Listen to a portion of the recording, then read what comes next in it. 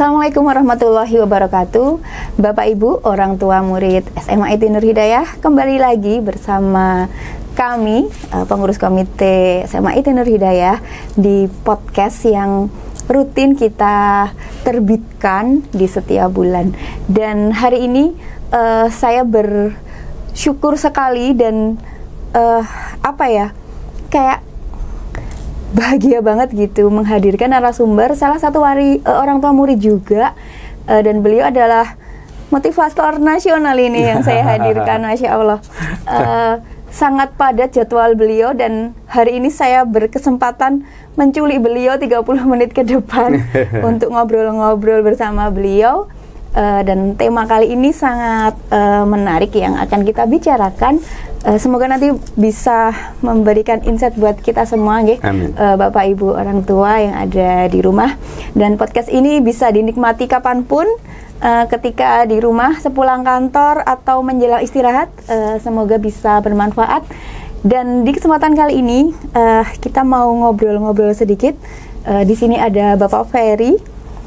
Bapak Ferry ini tinggalnya jauh, tidak di Sukoharjo. Ini kebetulan ada acara di Yayasan SMA IT Nur Hidayah dan saya berhasil menculik beliau. Melalang buana kalau ngisi motivasi di mana-mana ya Pak ya. Betul. Motivator nasional yang kita akan membahas tema yang berkaitan dengan kita orang tua, dan insya Allah untuk kepentingan anak-anak kita juga dalam menjalani pendidikan di SMA IT Nur Hidayah. Yeah. Pak Ferry, ini mumpung ada jenengan nih, saya mau nanya-nanya tentang ini. Anak-anak kita setelah mereka menempuh pendidikan gitu ya, dari SD, SMP, SMA, bahkan nanti setelah kuliah gitu ya. Yeah.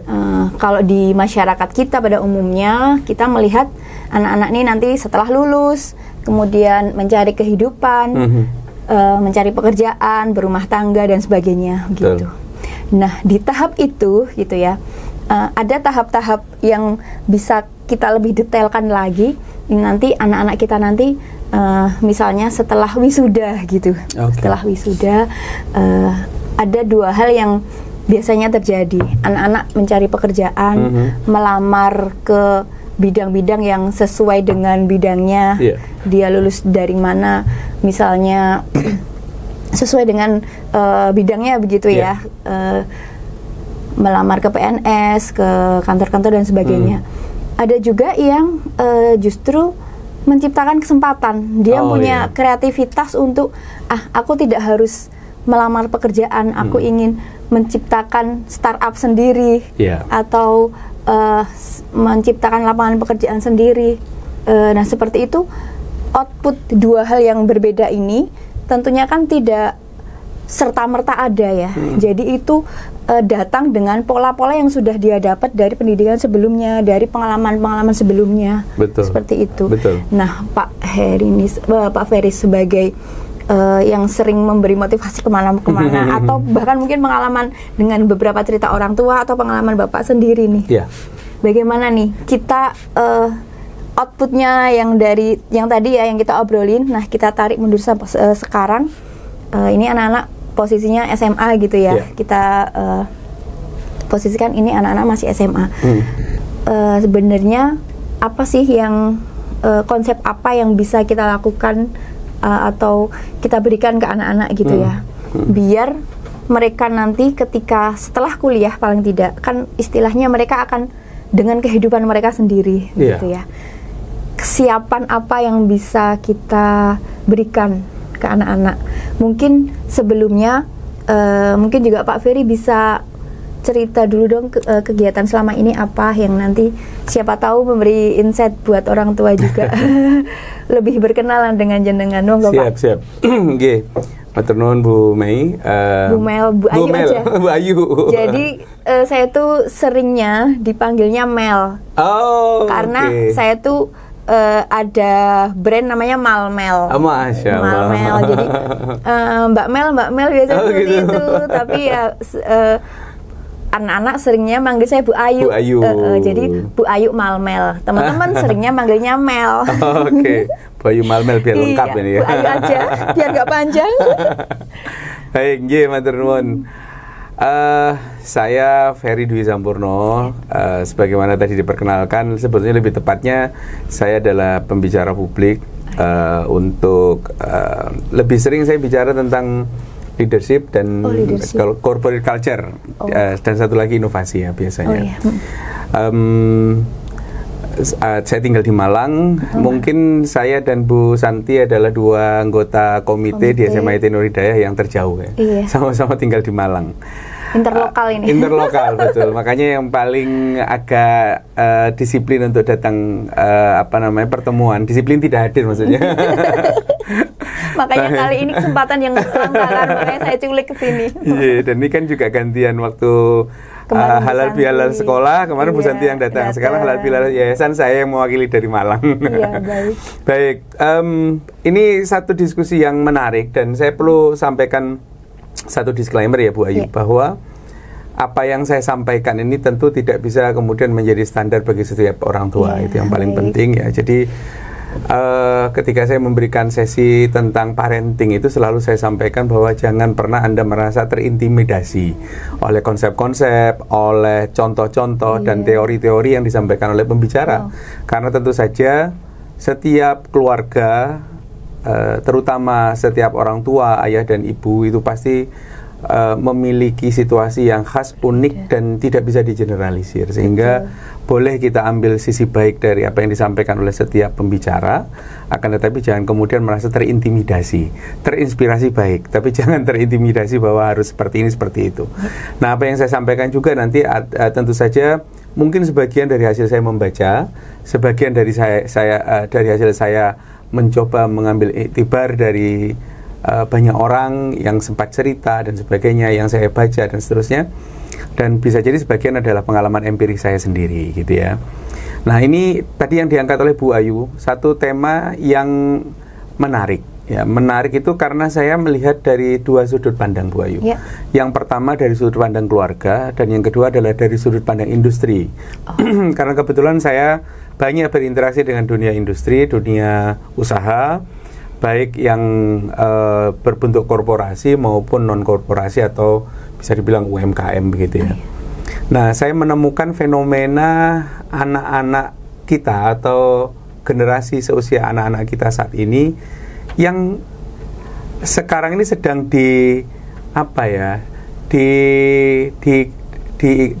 dikeluhkan atau setidaknya digosipi gitu. Oleh generasi sebelumnya. Oleh generasi sebelumnya ya. Yang meskipun saya melihat fakta menarik juga bahwa generasi sebelumnya sudah juga mulai sadar bahwa mungkin mereka terlalu cepat memberikan justifikasi. Ya, memberikan kesimpulan.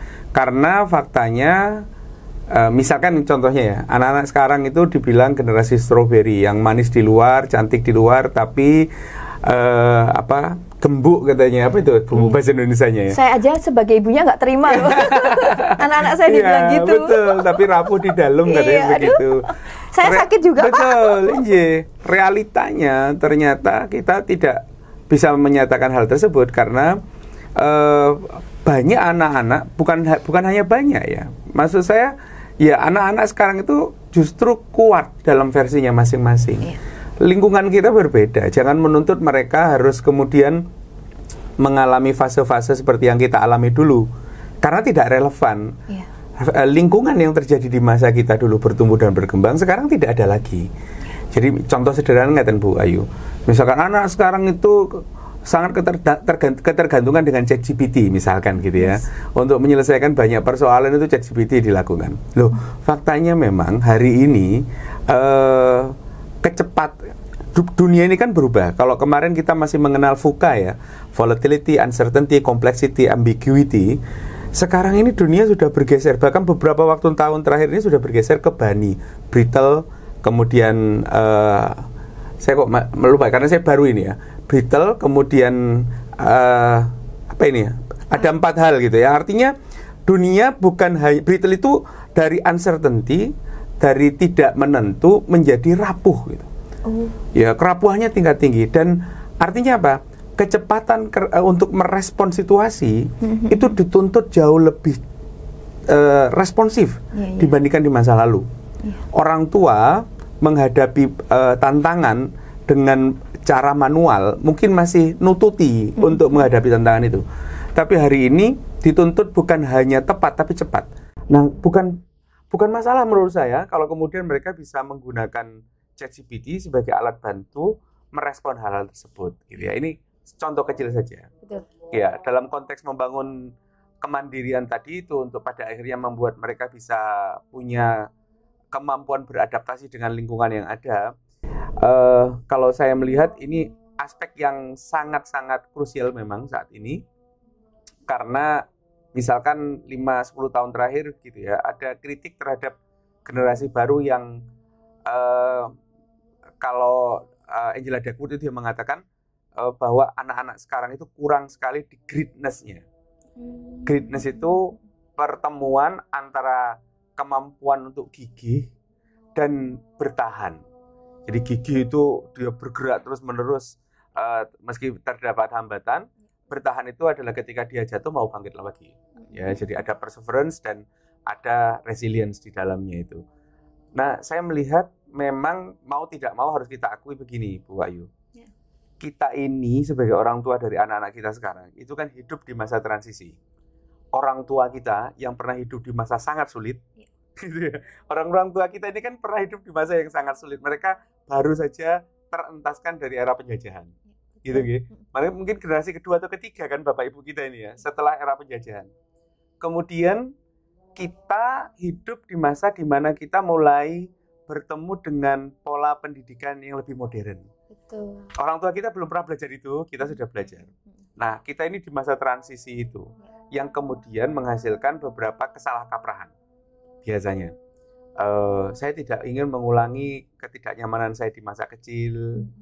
Kemudian salah kaprah memahami tentang kemudahan yang harusnya diberikan kepada anak-anak. Akhirnya bukannya kita mengajarkan kekuatan, mengajarkan kemampuan untuk bertahan, tapi justru tanpa kita sadari, kemudahan-kemudahan yang kita berikan kepada anak-anak kita itu justru menjadi semacam pupuk untuk membuat mereka menjadi lemah, mudah menyerah, dan seterusnya begitu. Itu yang terjadi. Makanya penting sebetulnya apa yang Panjenengan sampaikan tadi itu untuk kita kembali aware gitu ya, terhadap pola pendidikan anak kita yang bisa merangsang kemandirian tadi. Begitu. Berarti ini Pak, kemandirian kan tidak hanya sebenarnya ya Pak tentang bagaimana mereka melakukan hal-hal apa, tapi sesederhana juga ketika misalnya liburan, bagaimana inisiatif mereka mengisi liburan dengan produktif, itu kan salah satu bentuk kemandirian mereka juga kayak. Jadi tidak istilahnya merengek, ayo dong kita kemana, yuk keluar apa segala macam. Mungkin kita juga sedang ada aktivitas gitu. Bahkan kemandirian seperti itu tentunya juga sebenarnya penting juga ya Pak, kita desain untuk anak-anak supaya nantinya sikap kemandirian itu juga muncul nanti ketika mereka seperti tujuan kita di obrolan awal tadi ya, ketika mereka sudah lulus gitu ya, mereka punya inisiatif sendiri atau menciptakan plan A, plan B gitu. Sekarang saya mau ke PNS dulu, tapi dia juga menciptakan plan A, plan B, plan sekian kayak gitu, yang pada akhirnya inisiatif itu datang dari pola-pola kemandirian sederhana yang kita desain di rumah gitu ya Pak. Betul. Nah, kalau di rumah Bapak sendiri nih, obrolan kalau ayah itu kan menjadi pemeran utama gitu ya, di obrolan ketika anak-anak sudah besar, anak-anak kita nih, yang saya Pak, yang paling besar ini sudah kuliah ya? Iya, anak saya itu ada 6. Yang pertama alumni SMA ITNH dulu, sudah 2 tahun yang lalu. Nah, dia memutuskan untuk tidak kuliah. Begitu.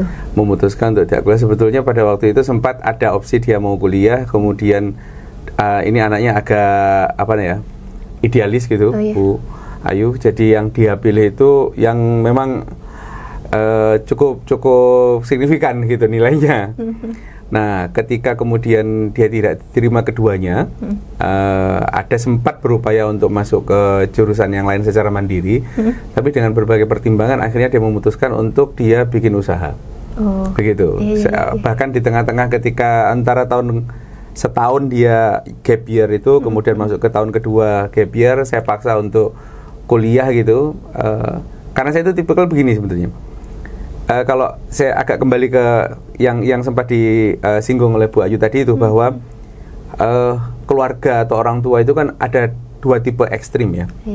Ada tipe yang sangat strict merencanakan segala sesuatu, tidak gitu boleh ya. ada yang keliru gitu kan, tidak boleh ada yang meleset gitu, ditata betul sampai bahkan mulai dari kecil sampai dewasa. Nah, ada keluarga yang sangat yang sangat liberal gitu ya. Liberal artinya membiarkan semuanya terjadi, apapun yang terjadi terjadilah gitu ya, modelnya begitu. Nah, kalau ini ada dua kutub begini, kemudian saya memandang diri saya sebagai kepala keluarga dan bagaimana saya dibesarkan dari kecil, saya itu agak lebih dekat ke kutub yang liberal tadi itu. Begitu. Dan karakter pribadi saya juga agak mendekat ke yang liberal gitu. Jadi bukan yang segala sesuatunya ditata dengan sangat baik. Meskipun saya percaya bahwa mempersiapkan segala sesuatu itu tentu baik ya, tentu sangat baik.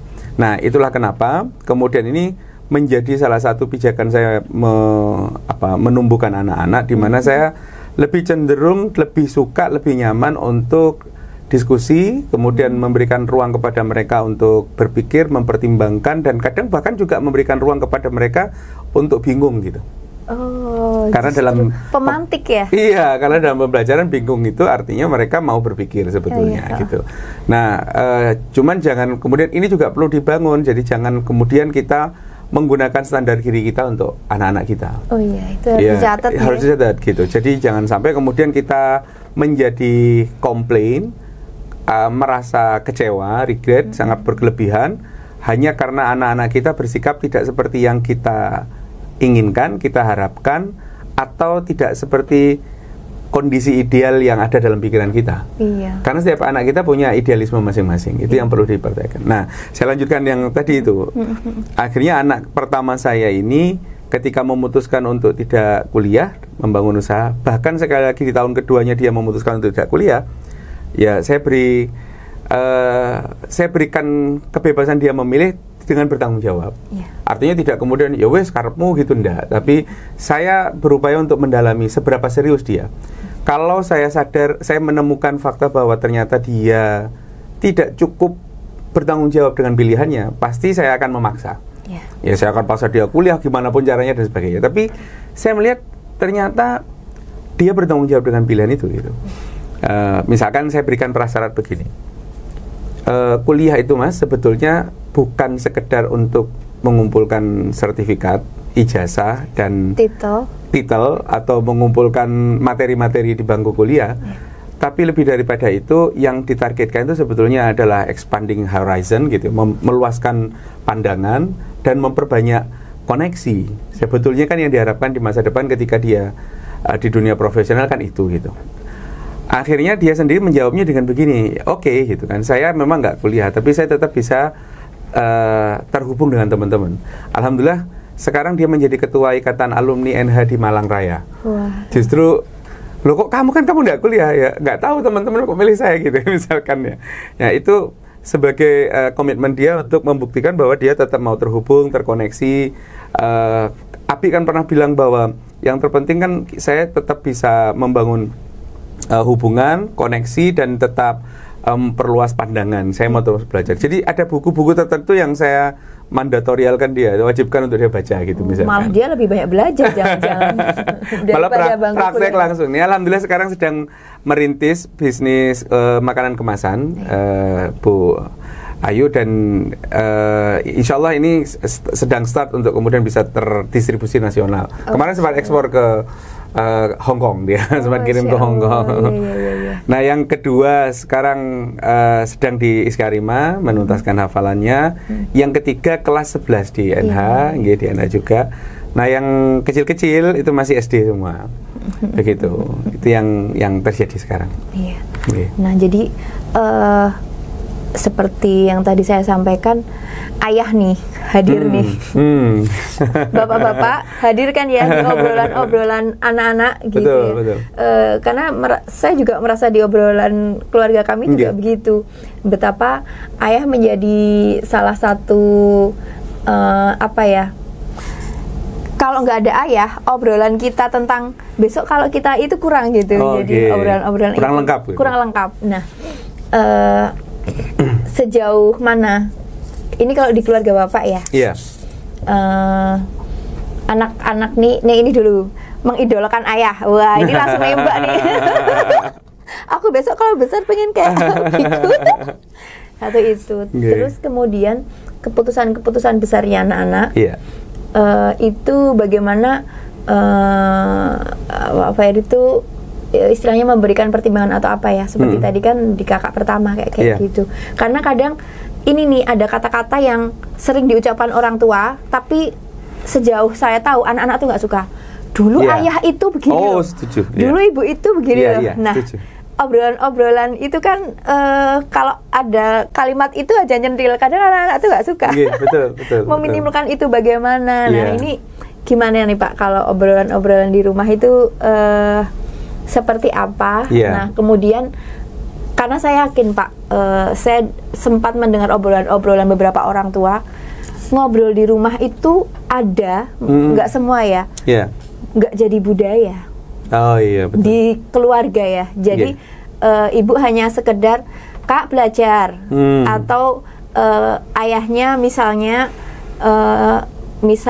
Mas motor butuh bensin nggak, hanya sekedar pertanyaan-pertanyaan seperti itu. Kasual sekali. Iya, jadi tidak dalam deep talk untuk Mas rencanamu apa, nanti apa segala macam. Kalau di keluarga Pak Fir seperti apa? Sejujurnya saya itu sebetulnya tipe komunikasi saya itu dengan tulisan, Bu. Sebetulnya begitu ya. Saya kayak lebih mudah untuk mengkomunikasikan gagasan dengan mudah itu lewat tulisan. Tapi setelah saya ikut, ini meskipun saya sudah sering ngisi training parenting kemana-mana, tapi ketika NH ada training parenting dan saya memungkinkan hadir, saya hadir. Nah, salah satunya ketika Izzat itu masih kelas 3 atau kelas berapa ya, waktu itu ada event parenting yang dihadiri oleh pembicara dari Jakarta. Saya jadi lupa namanya beliau. Beliau banyak ngomong tentang keayahan. Kemudian ada satu hal yang sangat inspiratif yang saya pegang pada waktu itu. Beliau mengatakan bahwa ketika anak-anak kita sudah beranjak remaja, maka saat itu ayah harus sudah siap sedia menjadi teman ngobrol anak-anak. Kenapa? Karena yang relevan bagi anak-anak di usia remaja, baik putra maupun putri, itu ayah. Ngobrolnya. Betul banget. Bahkan beliau pembicaranya ini sempat minta maaf untuk ibu-ibu. Saya mohon maaf nih ibu-ibu, bukan bermaksud ibu-ibu tidak penting, tapi memang saat itu ayah itu lebih dibutuhkan. Dan itu kemudian saya sampaikan kemana-mana setiap ada sesi parenting, termasuk saya berkomitmen untuk membangun kesiapan diri saya untuk itu. Terus terang untuk anak 1, 2, dan 3, mungkin karena kami ini kan menikah muda dan saya tidak terlalu banyak belajar tentang parenting di awal-awal, Bu Ayu, sehingga saya bisa akui anak 1, 2, 3 itu anak-anak uji coba sebetulnya gitu. Anak-anak yang menjadi lab percobaan kami gitu ya. Kayaknya semua orang gitu Pak. Saya juga, semua yang terjadi di anak pertama itu baru kan. Betul, bahkan karena dengan itu secara sengaja saya kadang secara khusus saya minta maaf sama anak pertama ya. Saya bilang terima kasih sudah jadi kakak anak pertama, tempat Abi belajar, Umi belajar. Mungkin kamu punya banyak luka macam-macam. Jadi saya minta maaf secara khusus untuk anak pertama itu. Saya juga sering bilang gitu. Iya. Nah, akhirnya budaya ngobrol itu mungkin agak terlambat. Ya, agak terlambat. Nah, salah satu yang mutakhir yang saya lakukan, tapi saya berupaya. Misalkan saya ajak salah satu anak secara khusus berdua naik mobil keliling kemana gitu, sekedar untuk dipening hubungan dan sebagainya, ngobrol di luar hal-hal casual. Nggak gampang memang, karena saya terutama sudah terbiasa dibesarkan dengan budaya formal, budaya komunikasi dengan bapak itu saya itu kalau dulu Bapak Sare itu mau bangunkan takut loh Bu, nggak berani. Iya, Wah itu mengerikan itu. Jadi kalau sampai ada orang, bapaknya dibangunkan, waduh nggak berani. Sekarang itu saya itu kadang-kadang mikir, anak-anak saya kok berani banget sih manggil bangunin saya gitu. Tapi saya bersyukurnya adalah, oh alhamdulillah anak saya tidak takut sama saya gitu. Dan saya berharap nanti anak-anak itu juga tidak takut ngobrol apapun yang mungkin mereka takut ingin ceritakan kepada sosok ayah gitu. Itu yang saya syukuri akhirnya. Ya sudahlah, enggak apa-apa gitu.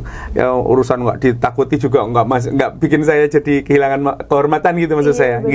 Nah, bagaimanapun juga sisa-sisa pendidikan pengasuhan orang tua saya, kita semua itu pasti akan masih melekat ya. Cuman saya berupaya untuk terus belajar. Nah, yang ditanyakan Bu Ayu tadi itu tepat banget. Kemarin di waktu liburan terakhir hari raya, sebelum anak-anak kembali ke pondok dan asrama, saya sempatkan ngobrol dengan kakak-kakak yang 3 itu, yang 1, 2, dan 3 ngobrol dalam. Saya ajak ngopi waktu itu di warung STMJ yang memungkinkan kita untuk ngobrol dalam. Sampai lupa waktu, pulang-pulang jam 12:30 itu dia langsung ditegur uminya dari sore sampai jam 12:30. Nah disitulah saya mendapatkan masukan, terutama dari anak pertama Abi itu. Mungkin di era kami bertiga ini, kalimat jujur dia, kalau kami bertiga ini Bi, mungkin sudah di fase dimana apa yang Abi sampaikan itu cukup sampai dengan memberikan peringatan. Abi memberikan teguran, memberikan peringatan. Selebihnya mungkin kami punya pilihannya masing-masing. Tapi Abi masih punya kesempatan untuk adik-adik. Itu yang ngajari malah anak saya Bu. Abi masih punya kesempatan untuk adik-adik membangun bonding yang lebih baik, lebih kuat gitu ya dengan adik-adik yang 3 itu. Jadi secapek-capeknya Abi tolong tunjukkan bahwa Abi masih ada untuk mereka. Waduh, itu waktu saya ngomong diem aja sudah itu. Ini kalau orang lain yang ngomong mungkin bagi saya hanya sekedar informasi ya. Tapi kalau anak yang ngomong itu waduh. Itu dalam banget gitu. Nah, itu salah satu contoh bagaimana saya membangun bonding ya dengan anak-anak begitu. Artinya, dan kesempatan itu memang sengaja istri saya alhamdulillah paham. Saya bilang biasanya kan ibu-ibu itu kalau kita keluar ndak diajak itu kan agak sensi. Cemburu. Tapi waktu saya bilang sampai saya mohon maaf ini punya grup khusus berempat dengan anak yang 1, 2, 3 cowok semua itu. Tanpa aku.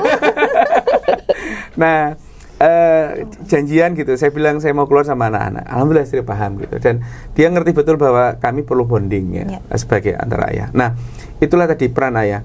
Kalau mau ditarik lebih jauh lagi, pertanyaan Bu Ayu tadi, apakah ada anak-anak, bagaimana anak-anak mengidolakan orang tuanya? Nah, yang pertama itu ketika kelas 3 atau kelas 2 SD ditanya sama gurunya, nanti mau jadi apa? Mau jadi trainer. Gitu. Loh, kenapa? Karena nggak ada anak-anak yang punya mimpi seperti itu. Saya ingin jadi seperti Abi begitu. Dan itu terus dia dedikasikan dirinya sekarang itu ya untuk menuju ke arah sana. Berhasil ini berarti ayah. Nah, anak-anak yang lain karena saya paham mungkin tidak dilengkapi dengan tidak dilengkapi. Mungkin Allah memberikan talent yang lebih fokus di hal yang lain gitu ya. Kalau anak pertama saya sadari mungkin dia lebih confident ngomong di depan publik ya. Tapi anak kedua, ketiga gitu ya, itu sense-nya saya rasa bukan di situ. Nah, di situ saya menghargai dan mereka nggak harus seperti saya gitu. Anak-anak saya nggak harus menjadi seperti abinya. Sekedar bahwa mereka secara basically menjadi orang yang kenal Tuhannya, mau beribadah dan bisa berdampak untuk manusia yang lain. Wah, itu karunia yang sangat luar biasa bagi saya. Saya dengar dari Gus Ba juga seperti itu. Anak-anak mau ibadahnya ini, masih mau sholat aja, wah masya Allah, itu mahal itu sudah. Gitu kalau di kami Bu. Baik, menarik sekali ini. Tadi saya dapat insight dari jenengan tentang nggak harus loh keluar itu satu keluarga. Kalau jenengan berarti kan harus berdelapan. Berdelapan, ternyata ngedate sendiri-sendiri biar lebih deep sama anak-anak itu menjadi hal yang ternyata penting juga kan untuk anak-anak dan lebih berarti juga ke anak-anak. Pasti anak-anak akan nginget itu dan ini bisa menjadi inspirasi juga buat orang tua di rumah begitu. Baik, Pak Ferry, banyak insight yang saya dapat dari jenengan hari ini. Anak-anak nanti akan menghadapi kehidupannya setelah mereka selesai menempuh pendidikannya. Betul. Kita menyiapkan gitu ya Pak, meskipun dengan konsep parenting yang berbeda-beda setiap keluarga, artinya apa yang dilakukan Pak Ferry, apa yang dilakukan saya, konsep pendidikannya mungkin juga berbeda, dan mungkin orang tua di rumah juga memiliki konsep tersendiri, dan tidak ada yang salah dan yang benar ya Pak. Betul. Artinya sesuai dengan, karena setiap keluarga itu unik. Gitu ya. Tapi peran ayah itu harus dipastikan hadir. Tidak boleh bahwa keluargaku nggak ada ayah nggak apa-apa kok. Nah seperti itu yang harus digarisbawahi. Artinya yang kita obrolin ini bahwa peran ayah menjadi penting. Betul. Dan harus ada apapun konsep parentingnya. Yang itu yang bisa kita garisbawahi di obrolan kali ini. Dan saya berterima kasih bahwa ini akan menjadi insight yang, karena kadang itu tadi di awal disclaimer jenengan tadi Pak tentang konsep parenting kadang membenarkan satu dan menyalahkan yang lain, kadang kan seperti itu. Jadi semoga di obrolan ini kita menjadi lebih, wawasannya kita menjadi luas terbuka gitu ya Pak, dengan konsep parenting yang bermacam-macam, dan yang saya garis bawahi bahwa kemandirian yang kita berikan di pengasuhan ini nanti kita akan melihat outputnya gitu ya, setelah nanti anak-anak selesai dan mereka akan mencari penghidupan mereka gitu. Kita akan melihatnya, dan seperti tadi yang Pak Ferry sampaikan, kalau memang ada hal yang melenceng, nah baru tapi beri kesempatan anak-anak untuk juga memilih kehidupannya. Kemudian kita jadi support system gitu ya Pak ya, yang mendukung mereka apapun keputusan mereka. Kalau melenceng baru kita ini, tapi atur ulang. Karena nggak harus jadi mirip ayah, nggak harus mirip ibu gitu ya, tapi insya Allah kita memberikan bekal yang mantap gitu ya Pak ya, untuk anak-anak ke depan, biar mereka bisa mandiri, berinovasi, mungkin juga menyiapkan plan A, kalau plan A enggak, plan B, plan C gitu ya. Itu yang anak-anak juga harus siapkan gitu ya, jangan sampai hanya A doang, lalu mereka kalau nggak mendapatkan A, lalu mereka hancur, lalu hidupnya selesai. Nah itu yang mungkin harus kita siapkan sih Pak. Mungkin itu obrolan kita hari ini, luar biasa. Ini harusnya saya ada beberapa pertanyaan lagi, cuma waktunya terbatas sekali. Terima kasih ya Pak Ferry sudah menyempatkan hadir. Ini harus segera juga beralih ke luar kota juga. Masya Allah, jadwalnya beliau padat. Terima kasih Bapak Ibu untuk atensi yang diberikan di podcast kali ini. Insya Allah kita ketemu lagi di podcast yang akan datang. Saya mohon maaf jika banyak kesalahan. Kita bertemu lagi di episode yang akan datang. Assalamualaikum warahmatullahi wabarakatuh.